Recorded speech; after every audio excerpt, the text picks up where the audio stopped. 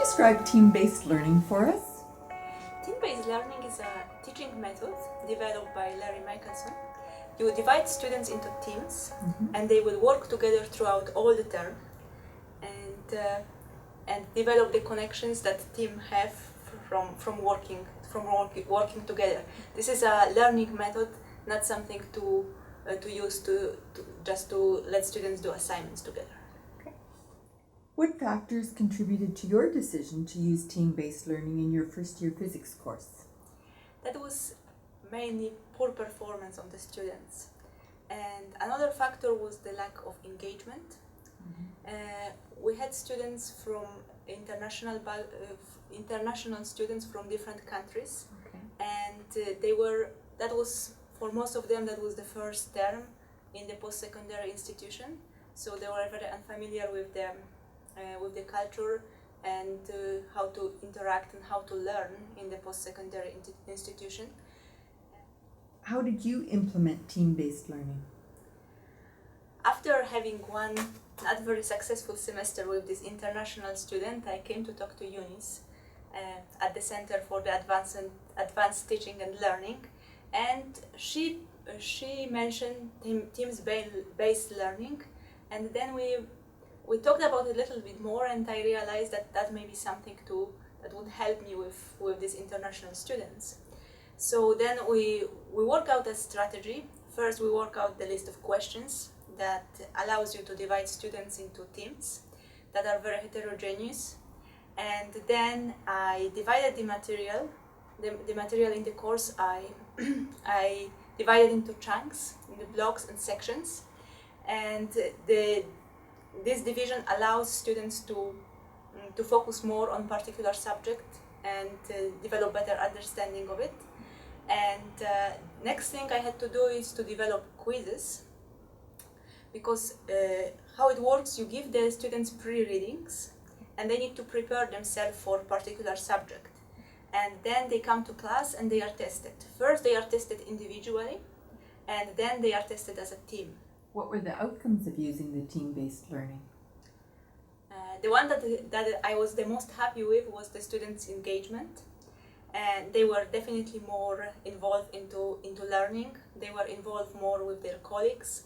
They also developed more connection with their colleagues as well with the instructor. Then it was easier for them to ask questions and for me to evaluate how much did they learn to the particular point. I didn't need to wait for the midterm to know that. The result that was the easiest to quantify was the performance, and we went from 60% pass rate to around 80% pass rate from one semester to the other. So that was something significant. I think that was due to them learning that they are responsible for their learning, and going from this teacher should show me how to solve the problem, and I should have everything prepared, to more independent learner that is responsible for their own preparation. How have you modified your approach during your second time teaching the course?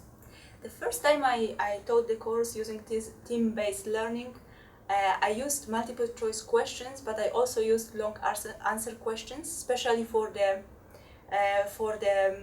assignments during the class. But I found that usually the strongest student in the team was the one who was writing the answers, and other students were not very involved in that process. So I decided to go uniquely with multiple choice questions that allowed the students to discuss more what should be the answer and express their opinions. Another thing I did, I decided to print out the quizzes to allow students work on the questions at their own pace. Would you recommend this teaching approach to other instructors? Yes, definitely yes. I would say if you like dynamics in the classroom, if you don't really like students sitting and staring at you for the entire lecture, that's definitely a good approach for you. And it allows students to engage much more into learning process. It develops the connections between the students and instructor, and it changes the dynamics of the classroom, definitely, and it brings something new into your teaching as well. Maybe you are bored at some point. That will definitely change the way the things are going in the classroom. It is also important in the science courses because it stimulates problem solving. You probably are familiar with the students that are asked to solve the problems, and they are sitting, and some of them are solving the problem, some of them don't. This approach stimulates them. There is team that works together, so they are trying to perform as well as they can in order to let the team get the best score possible.